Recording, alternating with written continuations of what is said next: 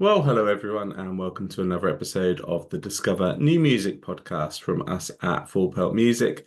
Shortly, we'll be joined by SAFIRE, who we recently featured over on our Discover New Music playlist on Spotify with their single Hard Fast. But before then, the usual reminders from myself. If you would, please do follow Pelt on social media. We're on Facebook at Pelt and on Twitter and Instagram at Pelt Music. And again, if you would, please do hit that like button, hit that subscribe button, wherever you're watching or listening. Welcome to SAFIRE, to the Discover New Music podcast. Absolutely delighted to have you on today. How are you? I'm good. I'm good. Yeah. Yeah. I'm Yeah. good. Thanks for No, having me. yeah, absolutely delighted. We've featured obviously quite a few of your songs that have been coming out over on our various playlists. So really excited to delve into a couple of them for sure. But we always start off this podcast with the same segment. So we'll do that again, as is tradition. It's called the origin story. Oh, right. Now, when I'm meeting with a band, it's quite often, oh yeah, we met down the pub or I put an article in the newspaper. I always love when I'm talking to a solo artist because it means the origin story is quite often a little bit deeper than that. So basically, how did SAFIRE come to be? You obviously in this position releasing music. What is the background of SAFIRE? Well, like in terms of when I actually started making music and sort of putting together a concept and I guess you could call it project, but that feels a little bit empty. But yeah, let's go with that. It was during lockdown. So I'd been making music since I was a kid, like performing on stage since probably the age of 4 or 5, in theatre productions and all sorts of stuff. And I really loved dancing. That's what I wanted to be, a dancer. And over the years, like I developed a talent for singing, and everyone was like, "Oh, you should be a singer. You should be a singer." And I was like, "No, because my parents are singers, and that's gross." Do you know what I mean? Like, no one wants to do what their parents are doing. Do you know what I mean? Because it's just not cool. But like, as I got a bit older, I was like, "Nah, this is cool. Let me do it." So I went and studied music and kind of, always made it. I made a few records, and then I ended up sort of like, misdirecting in life as you do, here and there. I meandered. And then during lockdown, it kind of gave me the freedom because I had a lot of time on my hands and I was living alone. And it gave me the freedom to, like, I don't know, dream about it a little bit. And I was like, all right, let me just learn a little bit of logic or whatever and just, let me try. So I started making a record and it was really introspective and heavy because I'm really into my heavy music. And it was very like Chelsea Wolfe, Emma Ruth Rundle vibes. And I worked with the guy that did Emma Ruth Rundle's album on Black Horses over in the States. So we did it, online. And when I got to the end of it, I did the whole thing, shot some videos with a guy from Static Dress as well. And like it, we did, yeah, me and Ollie, the singer of Static Dress, recorded videos. I worked with stylists and all sorts of stuff. We did this all in lockdown, a little bit hush hush.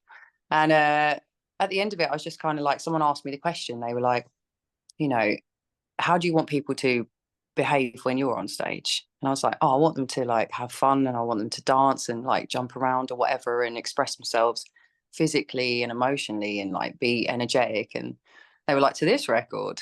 And I was like, oh yeah, shit. This is a really slow, like introspective, sad record. Right. So that was kind of like I shelved that, I benched that and was kind of like, this ain't it. So then it was like a search from there on. And it took a really long time, really, really long time to find the right people to collaborate with and to figure it all out. But it's been like a massive process, but it really all kicked off in the lockdown period because I had the time. And I think that happened for a lot of musicians. I think Yeah. they actually had time to, a lot of people really hated the lockdown, but for some creatives, it was like, this now I've got the freedom. I don't have to go to work. I'm going to get creative. So, and that was how it was for me. Yeah, I spent that Yeah. time creating.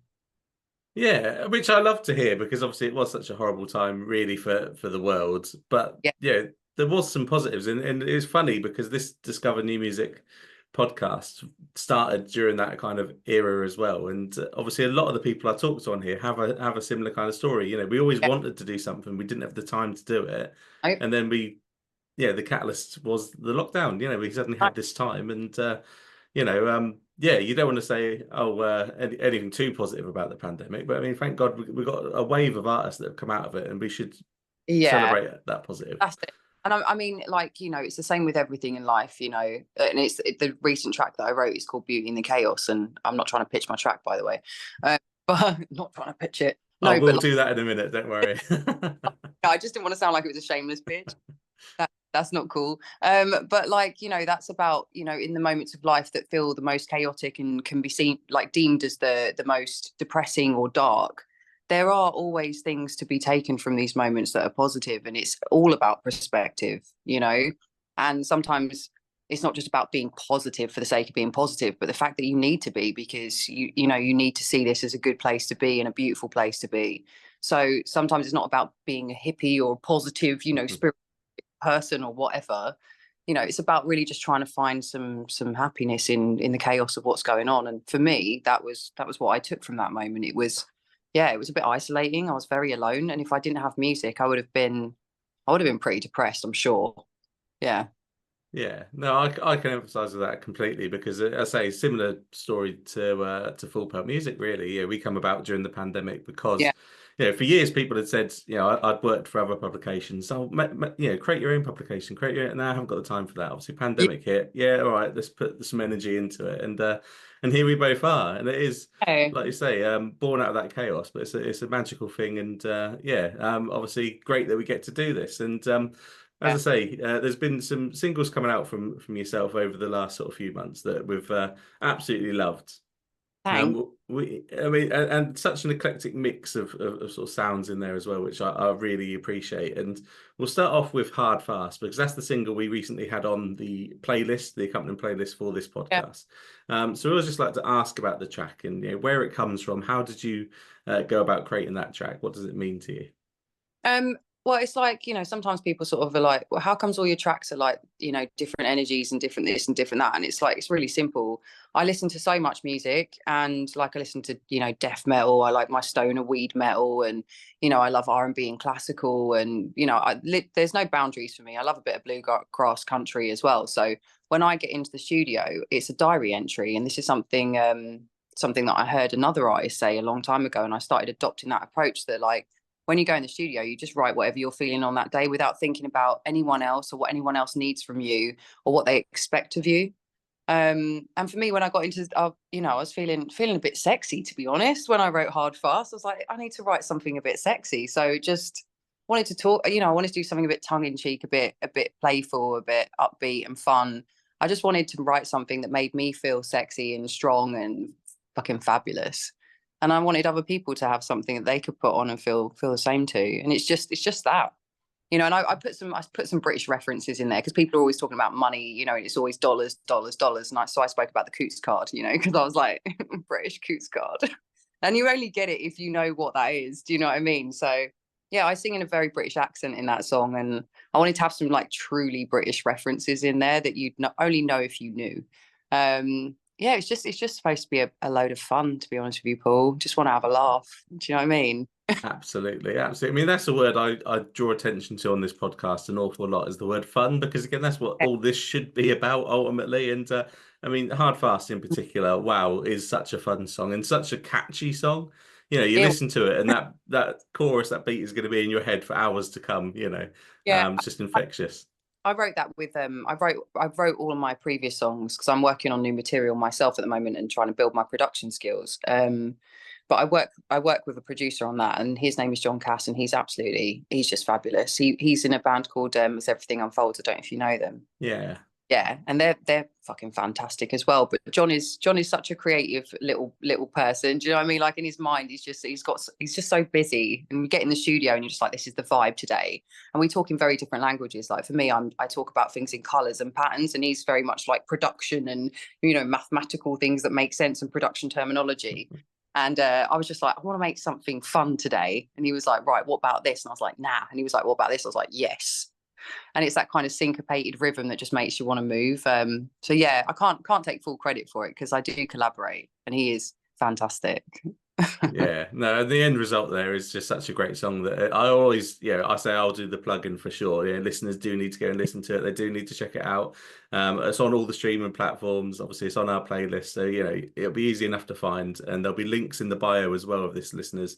As always, click on them, go and find the tracks that we're talking about. And the next one that you touched upon is obviously Beauty in the Chaos, which, as you say, is a change of pace for sure, and a really meaningful song, I believe, to yourself. So I mean, a similar question really is, what can you tell us about that track? So it is quite layered. And as I told you before we started this meeting, something I had a very heavy experience this weekend. So I'll try not to have a little teary moment. But the track I wrote during because my half sister and her mum passed away of cancer last year. And during that moment, because it takes a while sometimes and it can be very drawn out and long. And during that moment, my sister came to visit me in Brighton, and I just wanted to cheer her up and do whatever we could. So I remember sitting on the beach, and we were there all day, in the beach, just to, in the sea together, just trying to just have some good memories. And then at one moment, the sun started to sort of set, and I just thought to myself, like, in the chaos of this situation, and the sadness and the hurt and all the pain and fear of losing somebody, just sat there with my sister, just looking out at the sunset, just thinking how beautiful this moment is. Yeah, it just felt like, if you want to see beauty in the world, even in your darkest moments, they're there to be found.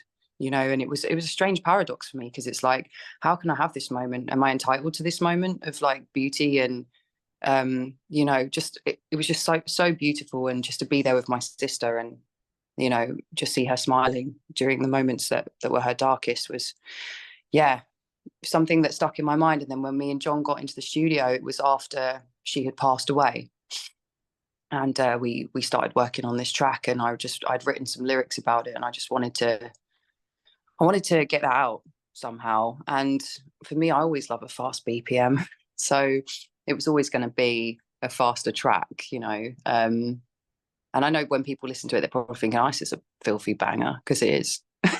But it's also incredibly emotional, and it's all that again. It's a weird. It's a paradigm, isn't it? It's such a strange little thing to put out, and everyone's like, "Oh, this is a sick tune," and I'm like, it was really heavy releasing it. Do you know what I mean? And it had so many layers. And on the day that I released it, I even sort of just had to take a moment, and I sort of went outside and looked at the sunset and just kind of reflected and shed a tear, sort of thing, for the people that we've lost, kind of thing. And just sort of took my foot off the gas a little bit and thought, right, let's just see how people receive this, and just leave it. And I sort of turned off Instagram, I turned off everything, do you know what I mean, and just left it alone. Whereas usually I'd be like, oh, what's going on? I was like, just need some space from this. So yeah, it's a very meaningful track, and it's kind of weird to put it out in such a heavy way, like a drum and bass upbeat track. But yeah, that's kind of how I do stuff. I don't want to like introspective. That paradox, as you put it, obviously works so well within obviously the meaning of the track, because it is about trying to find those moments of catharsis, release, whatever we want to term it. Just that that looking into the sunset, being on the beach that day, taking that moment, stepping away from social media, quite often is a big one. But yeah, absolutely. I mean, the world is an awful place for a lot of people, and obviously there's a lot of pain, a lot of suffering. Obviously cancer, everyone's got a story of someone they know that has been through a horrible situation, and it makes the track very relatable.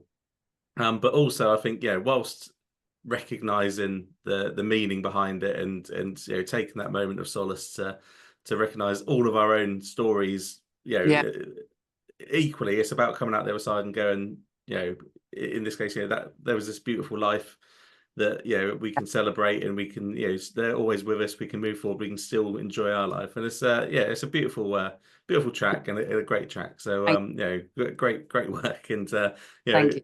hopefully listeners have got something out of that little chat and can go away and listen to that song, and make it mean something to them, which is I think what music is all about at the end of the day. So. I have to agree with you 100%, because like, one, as an artist, music is a release anyway. It just is, in whether it's releasing being happy, or releasing feeling sexy, or releasing feeling tough, or whatever, it is a release. And it's a magical world that you can create as an artist. Like, you can step into this persona and create this world around yourself and for others to live in as well. But for me, as like a young woman growing up, listening to music and listening to the lyrics that I did, especially when I found hardcore punk, I was like, oh my God, people feel the way I do. They're so angry. Cool, I'm loving this. What the fuck? This is great. you know, and it's so raw and so real, because the lyrics in hardcore punk are just not fucking around. They are. It's what's happening. Do you know what I mean? And it's very, very, very personal, and it's very political at points and whatever. But yeah, as an artist, to do that and put something out and allow other people to feel something, and not to feel alone as well. You know, when you hear a lyric, even like I said, even if it's feeling sexy or feeling empowered, just that connectivity to others and feeling universally connected to people you've never met and that you'll never know is an incredible feeling of community. And I had that, you know, growing up listening to Michael Jackson and, like I said, hardcore punk. Like, I was just always so inspired by the feeling that I was hearing these things in these lyrics that other people were feeling that I'd never met. And I was like, wow, we are all feeling the same thing. So even if someone in your life isn't understanding you and you feel quite alone and isolated, you know, there's someone out there who gets you. And I just think that's so powerful. That's so powerful. And I love that. That's what I like about music.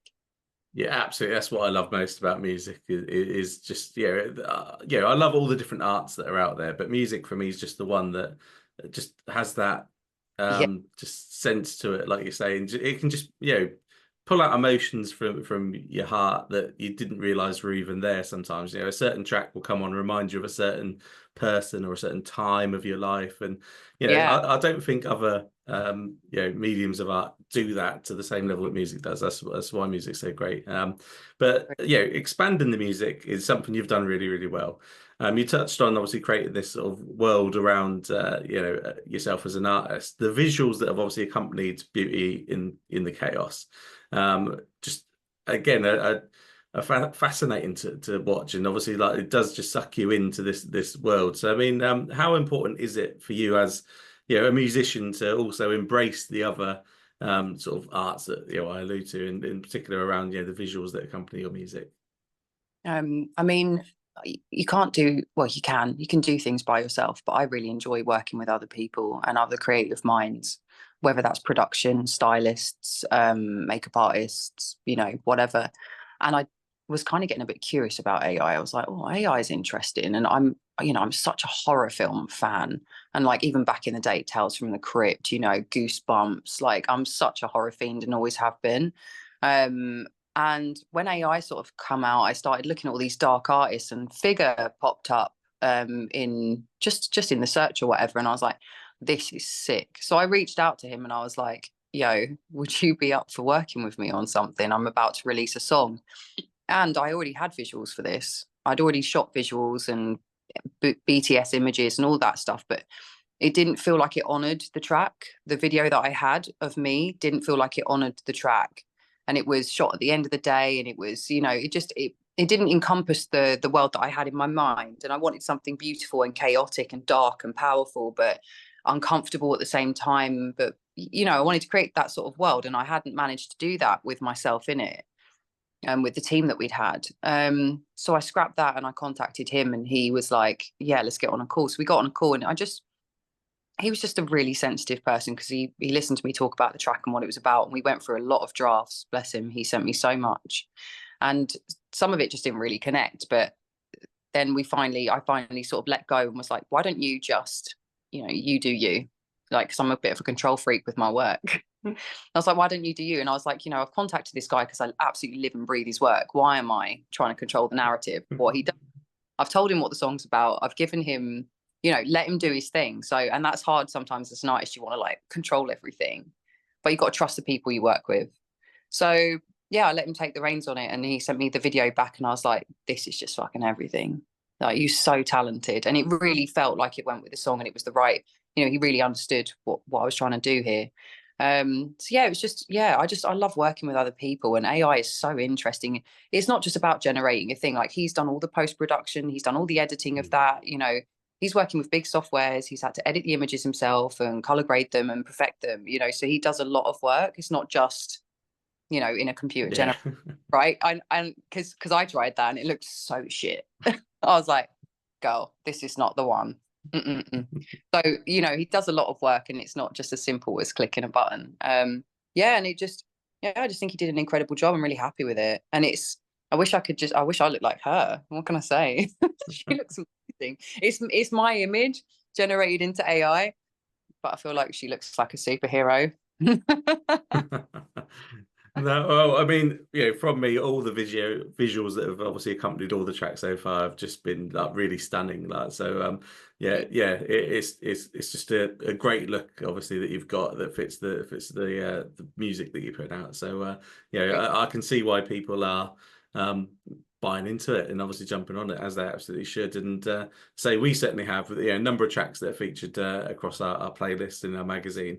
Um, with that said, next question from me would be, where do you want to go in the near future? Are you looking at doing something like an EP or an album? Is that the direction you want to head in, or yeah, someone, because I've been doing a few interviews for like other things that are coming up, and someone asked me that question recently, and honestly, not no, I don't have a plan to create a body of work right now, and the reason for that is that obviously I'm an independent artist and I have to split my time between different things, which means I have to do photo shoots, press images, and these things take a lot of planning. I have to find people to collaborate with, make the music, put a plan around it, load it all onto DSPs, try and promote it. It's like it's a lot of work, and I yeah, also have a job. Do you know what I mean? So it's it's like life is fucking life in sometimes. So you have to pick your battles a little bit on this one. And for me, what feels really important right now is that I work on my own production and that I start honing and crafting those skills, because whilst I'm very basic at it, I could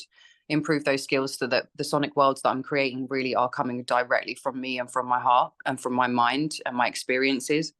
And I love collaborating with other people, but sometimes when you do that, it's a piece of you is missing from the work. So, and I feel like, once I've nailed that and I've gotten to a confident place with it, which might take some time, because when you make your own production, you make your own song, and then you go to put it out, you're like, is this okay? yeah, You're doing so much of it. You're like, are people going to vibe with? Do I really love this because I made it? It's like a shitty drawing you make when you're a kid, and you're like, look, and it's like, yay, you're an artist. You're not, mate. You know what I mean? So there will be a lot of confidence issues around it, and I might need people to help me tweak it or whatever. But that's where my priorities are lying right now. Is like getting to a really authentic place with my work, and the same with the visuals. Like I've really held back in where I want to go with this, and been very mindful of like other people and what their expectations are. And I'm now very much in a place where I feel a bit liberated to just focus on what it all means to me and what I want to create. And I haven't been brave enough to do that yet. And I know people must fall on my page and be like, oh, she's fucking, she's doing her thing, or like she don't give a fuck. But that's not true. I've had a lot of industry people and labels in my ear telling me that, the sound doesn't work, or the image doesn't make sense, or you look sexy, but the music, and that stuff can have an effect on you. It yeah. can. Yeah. And, yeah. So it's now I'm just trying to get to a really authentic place. And I think that will start to reflect in my music, because I feel like sometimes the music is so diverse. I just want it to really come from me. And then once that happens and I've secured that in my mind and myself, then putting a body of work together would be fucking fantastic. But there would be visual aspects to it too, and a whole world and a narrative. And I want it to come from a very raw place. Whether that's a very sexy raw place, I don't know, it's fine. But it doesn't have to be raw. That, you know what I mean? But I want it to be very real. So that's kind of my priority. That's the very long answer to your question. No, well, it's a fantastic vision, and I can see the passion that you've got for what you do, which is always just like so important. So, I mean, I can't wait to see, obviously, what comes from yourself in the future. And I always give out the social media handles, and it feels like a good time for me to do it. It's a really easy one because it's the same across all your social channels, so I haven't got to read out like 4 different ones. No, So, no, so that's fun. yeah, exactly. And I appreciate that. I really do. Because sometimes I've got all different underscores and all kinds of like anomalies to read out, but it's Yeah, literally Sapphire is king. So wherever everyone listening does their social mediaing, links will be in the bio that will flash up on the screen. So definitely follow Sapphire so are there when all of this great stuff comes in the future. yeah, And that leads me nicely on as well, I believe, to talking around the live side of the industry, because again, for anything coming up in the future, social media is where the fans are going to find out first. yeah. So last year, you Mhm. obviously started to take your art out and perform it on stages. I mean, 2000 Trees and Misery Loves Company festivals, I know you played, and I love both of those festivals for what they're doing. So how was it for you to obviously, during lockdown, you've we've got that origin story, you had that time, you've started to create this art, it's a completely different thing to then go out and it's quite a vulnerable position to then take it out onto a Yeah. stage. So how was it for you to be able to do that? Oh, dude, like I hadn't been. I used to play a lot. Like I used to be out gigging like 5 or 6 days a week, but it was mostly covers or me playing piano. So for 5 years, I didn't play anything at all. And then all of a sudden, my first gig is 2000 Trees. And when I got there, I mean, got on the stage and I was just looking at the fucking size of it, and I was like, "This is a huge ass fucking stage. Like, what the fuck? What the fuck am I doing here?" And I had John with me, and he was doing the DJing, and he was like, "It's gonna be all right, mate. It's gonna be all right," because he's like, hype man. He's fucking well confident and stuff. He knows what he's doing. He's touring a lot and whatever. But I was shitting my pants. And when I came out on this big ass stage, and I was like, "What am I going to do on here? Because it's just me, And I hadn't moved on a stage in so long. I was like, what am I going to do?" And then, like, I did the sound check and there was nobody there. And I was like, well, that's a bit sad because, like, I was hoping there'd be some people here. And I was like, but you know what? At least it gives me time to practice, whatever. And then I went off stage, and about 10 minutes later, I came back out, and it was Ramo, and it was like 800, 1,000 people. And I was like, in my mind, I was like, fuck off. And I was just bricking it. But I think my body shook for half of my set. Like, but I just absolutely kicked in to, because I've been doing this since I was a kid. I just kicked in. I was pacing up and down that stage. I had my foot up on the monitor. I was like, I was just there. It gets weird. It's like your body remembers how to be present on stage, and how to move and how to experience the music when you're performing it. And I look back on the video of that with a little bit of cringe. I'm like, oh God, I know I almost tripped over my microphone on that day and killed myself and fell in the audience, and but people were really nice and really supportive, and I loved seeing all the girls in their bikinis, and they were just like having it large. It's like, yeah, that's fucking nice. The girls were just having a great time, and I just love seeing women having a great time as well. So it was cool. It was really cool. And then I did Misery Loves Company Fest, which was absolute pandemonium. I came from Brighton to Bristol. We were supposed to have 2 hours spare, and with the traffic, I got there 2 minutes before I had to be on stage.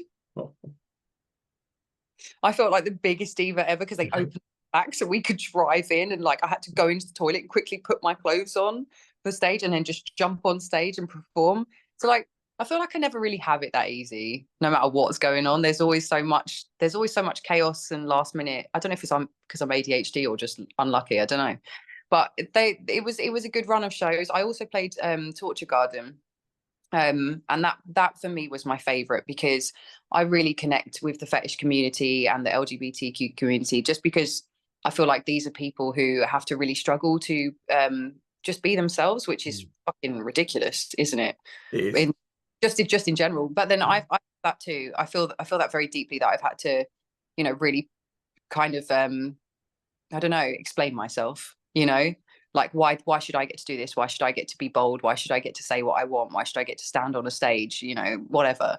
And I get a lot of criticism for the way I dress and what I do. I know there's been a lot of support, but you should have seen some of the inbox messages when I released Hard Fast. There was like, unalive yourself, this, that, and the other. And for me, I totally connect with, yeah. But this is the thing about being an artist. People think they have access to you and that you're not a real person, and they kind of can vent their frustrations on you directly. You have to give it its space. It is what it. But yeah, for me, that was my favorite show, and they've invited me back to perform for Halloween this year. Yeah, at Scala on the I want to say 20 25th of October. I'm Yeah. kicking off the Halloween ball, and I've got dancers and everything this time on stage, and Wow. I'm so fucking excited. I can't tell you. It's just one of the most, because people don't really understand the fetish community and like Torture Garden. I always had like a lot of like, oh, what's Torture Garden?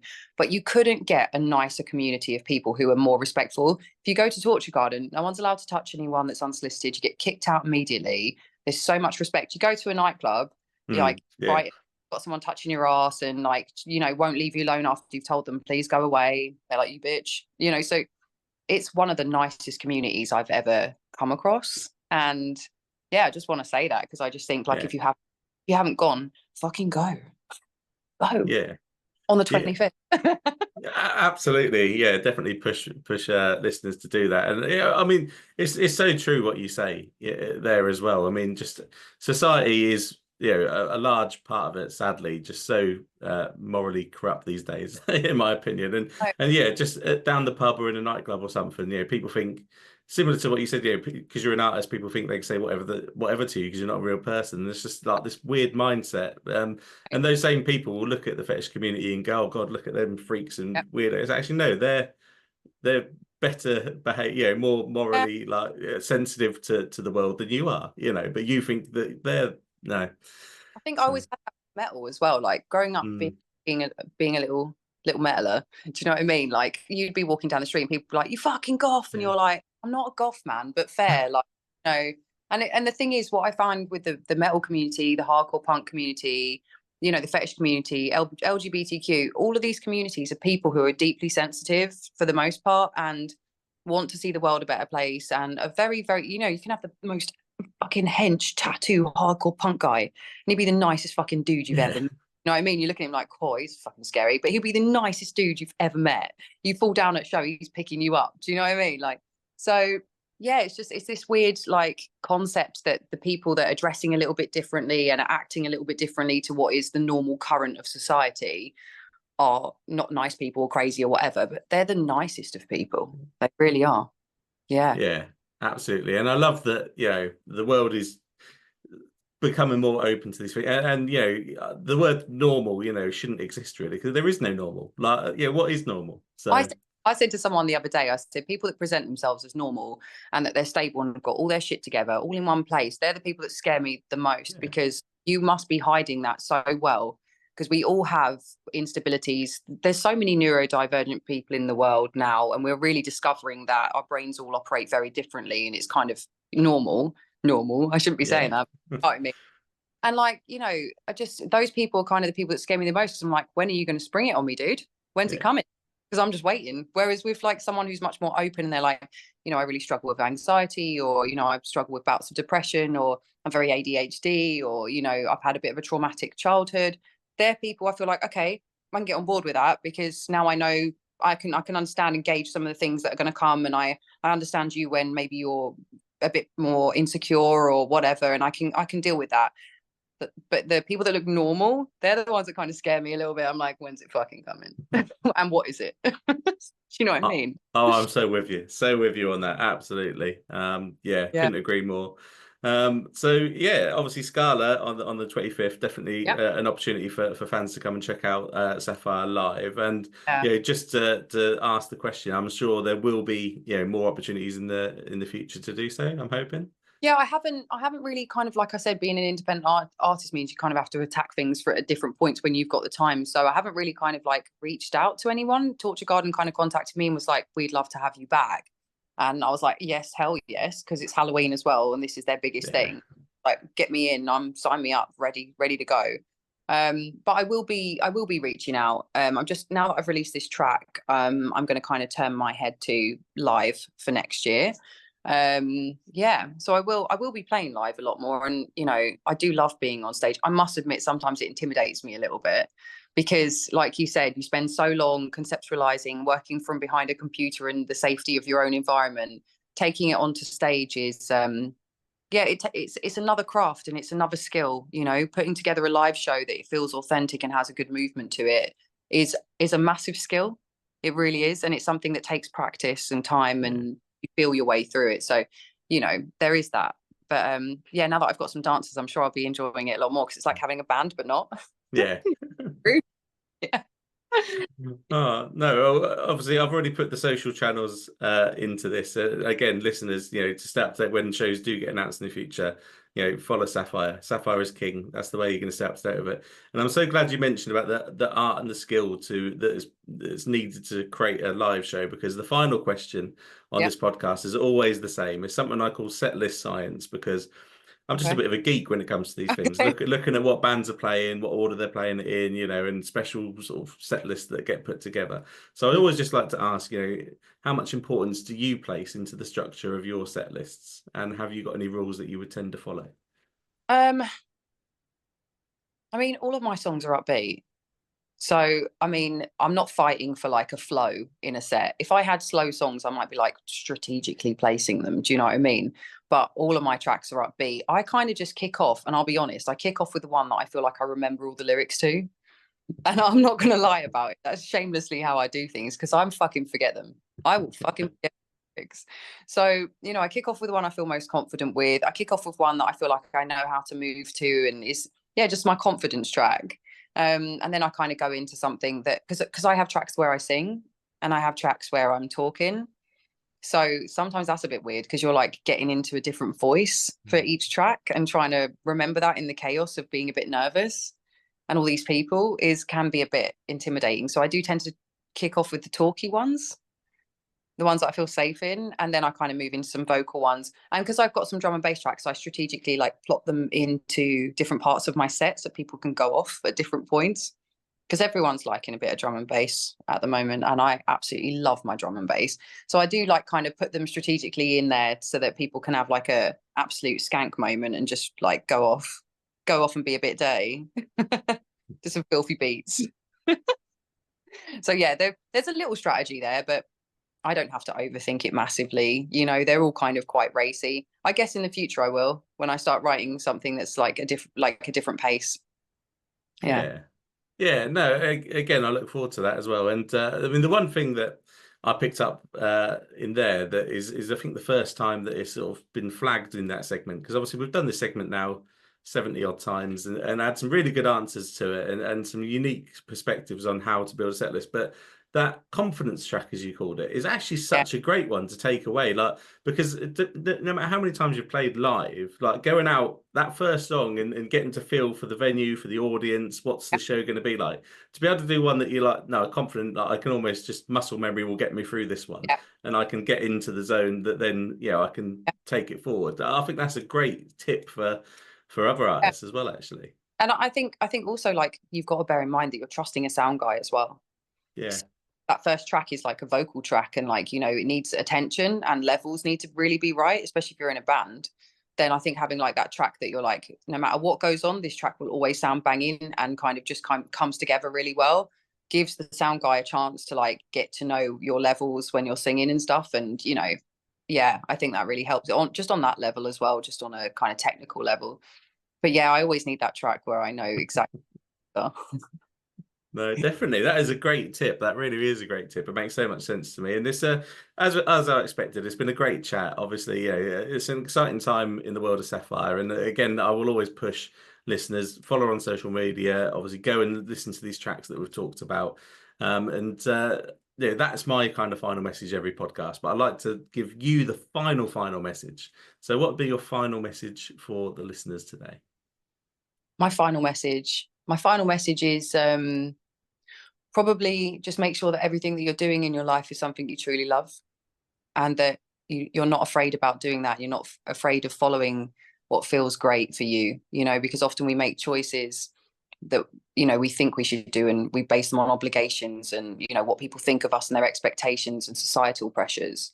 But you only get one life and you don't know how long it is. So just do whatever it is that lights you up and really feel like yeah, just go for it. Just do it. Do whatever you want to do and just live your life very authentically. I know that's a bit deep, but like, yeah, that's I where I'm love at. deep. I love deep. This I whole I do the cheap plugs and like you get to do the deep message, and that's a fantastic way love to it, end the podcast. love it. Yeah. The corniness, you do the shameless promotion for me, and then I get to be like deep and emotional. Love that combo. Oh, absolutely, absolutely. So all that is left for me to say, Sapphire, is thank you so much for coming on to the podcast. No problem. Thanks for having me as well. I'm glad I came along. It's been a good energy today.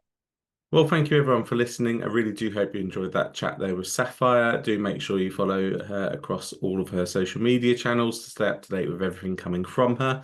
You can also stay up to date with Full Pelt. We're on Facebook at Full Pelt and on Twitter and Instagram at Full Pelt Music. And finally, if you would, please do hit that like button, hit that subscribe button, wherever you're watching or listening, because we'll be back very soon with another episode of the Discover New Music podcast.